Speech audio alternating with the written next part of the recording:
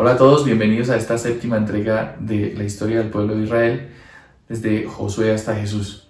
Una vez más voy a iniciar con un pequeño repaso muy rápido y muy somero sobre los temas que hemos visto hasta llegar al último tema, que es la revuelta de los macabeos o la rebelión de los macabeos, que es donde ya podemos o vamos a juntar esta historia de el pueblo hebreo, ahora ya pueblo judío. Recordemos que desde la deportación a Babilonia ya se consideran el pueblo judío porque responden al gran reino de Judá, y se consideran los hebreos auténticos, los que no se han dejado corromper por otras culturas foráneas, por otras culturas extranjeras.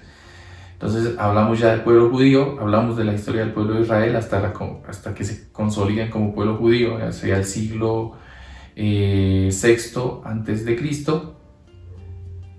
Y ahora vamos a ver ya cómo esta cultura llega hasta el tiempo en el que va a nacer Jesús. Aunque la serie habla desde Josué hasta Jesús, no voy a hablar en esta serie del personaje de Jesús. El personaje de Jesús lo vamos a abordar en otra serie de videos donde vamos a hablar de Jesús como un personaje histórico. De momento vamos a ver en qué momento se funde la cultura griega, la cultura y luego la cultura romana con esta cultura hebrea, y cómo queda ya el mundo, esta zona geográfica y estos acontecimientos históricos preparados para la llegada de Jesús de Nazaret, a cambiar pues toda esa historia, a transformar esa historia, que es lo que en definitiva va a ser ese personaje que estudiaremos en una serie posterior. Vemos otra vez la ubicación geográfica.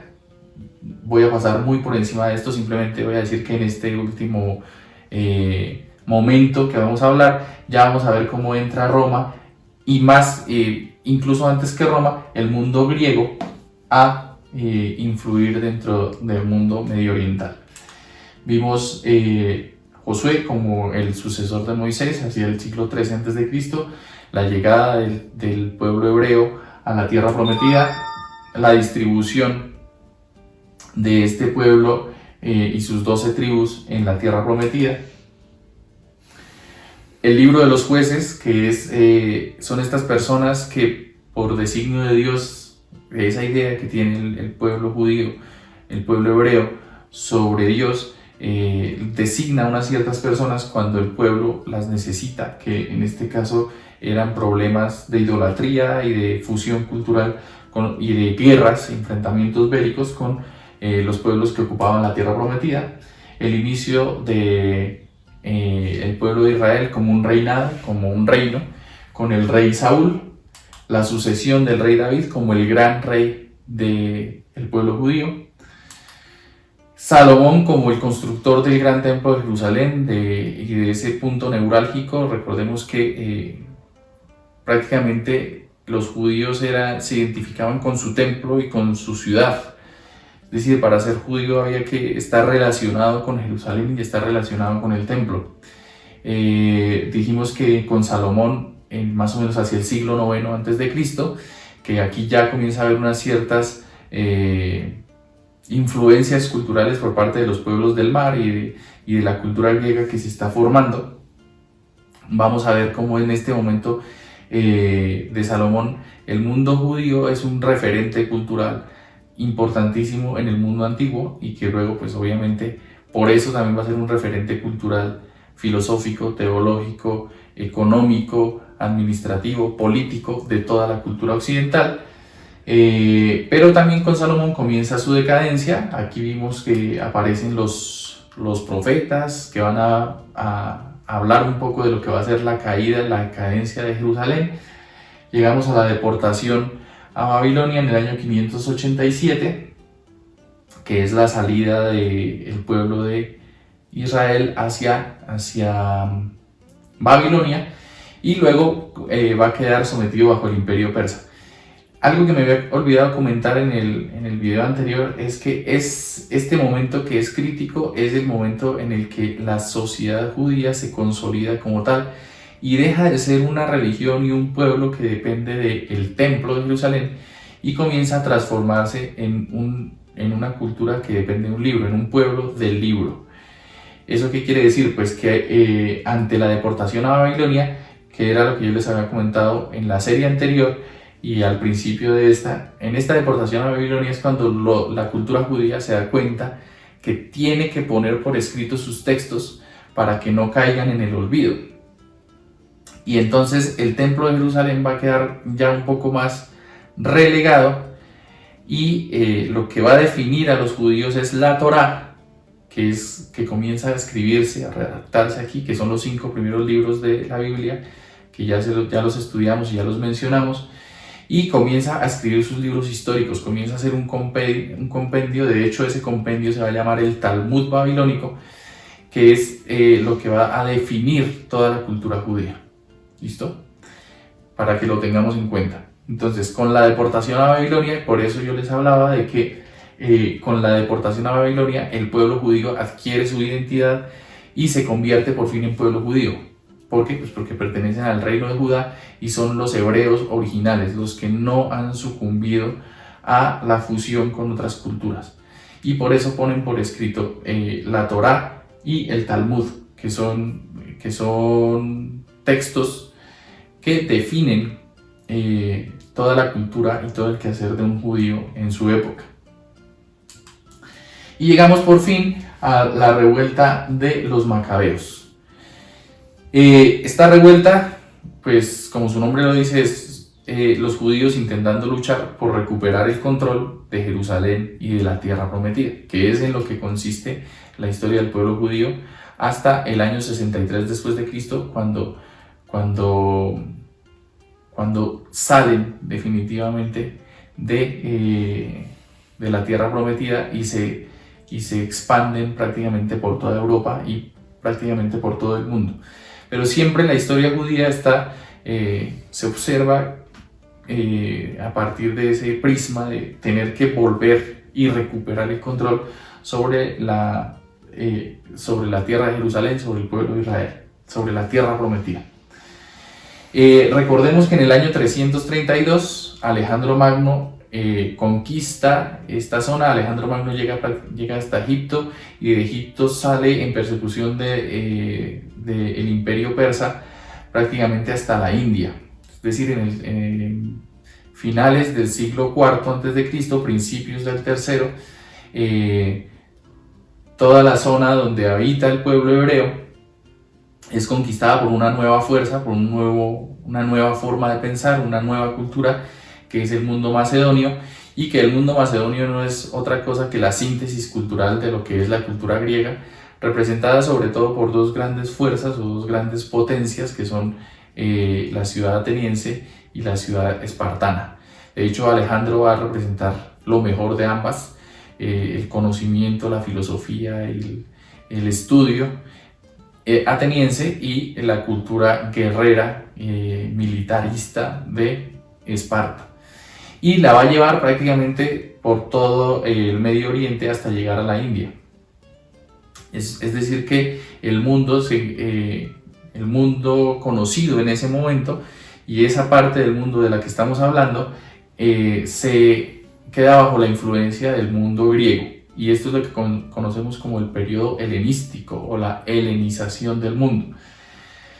Esto en principio no tuvo problema porque a los judíos se les dejaba cierta autonomía, tenían su ciudad, tenían su templo, tenían pues cierta autonomía cultural.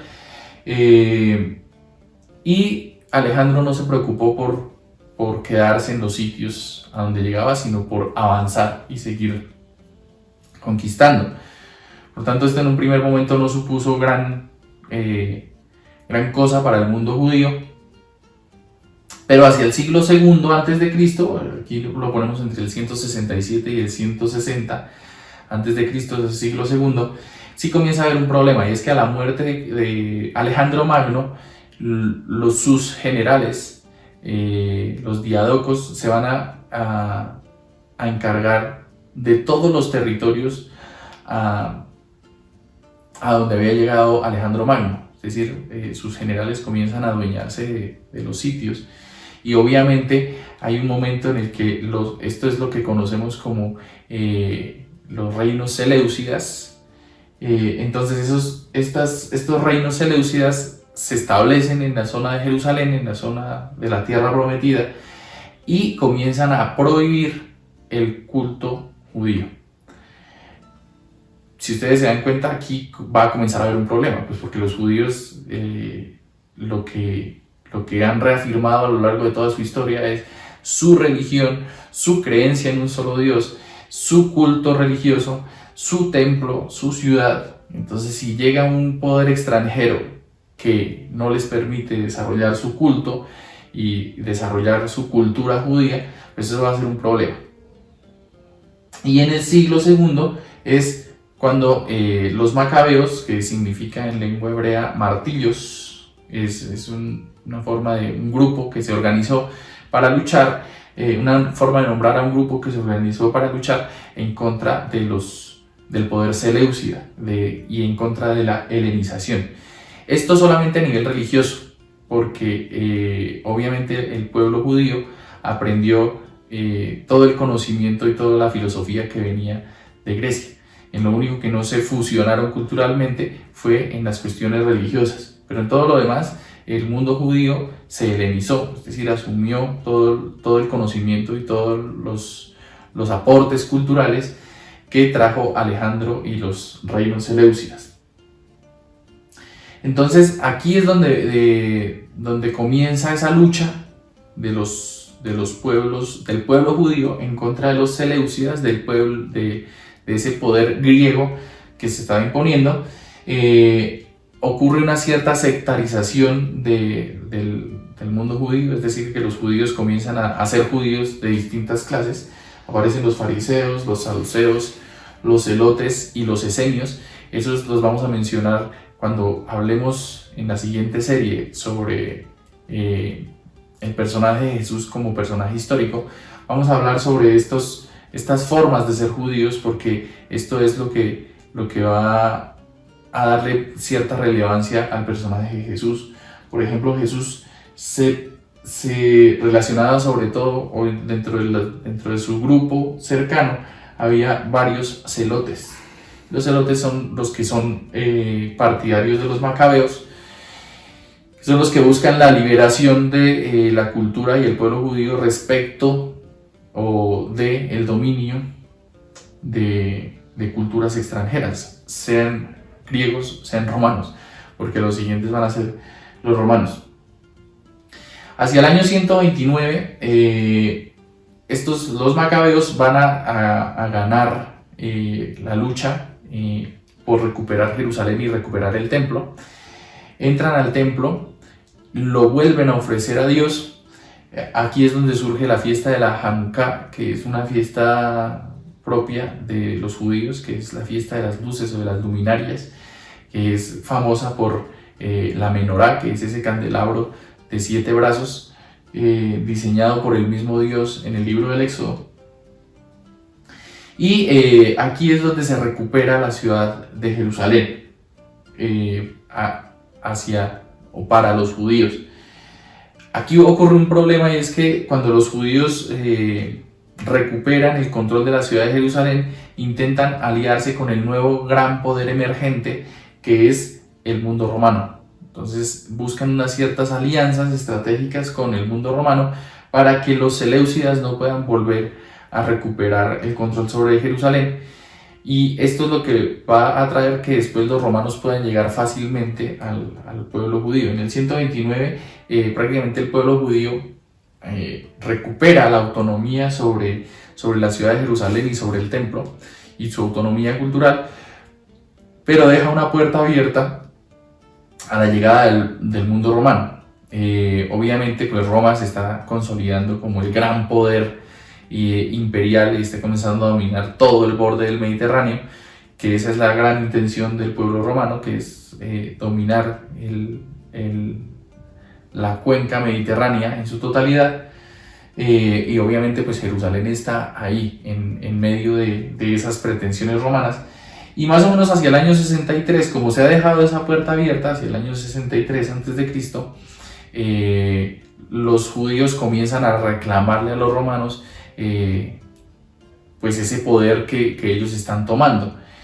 Y Pompeyo simplemente va a ratificar el predominio y la autoridad romana en medio de esta zona. Entonces en el año 63 antes de Cristo,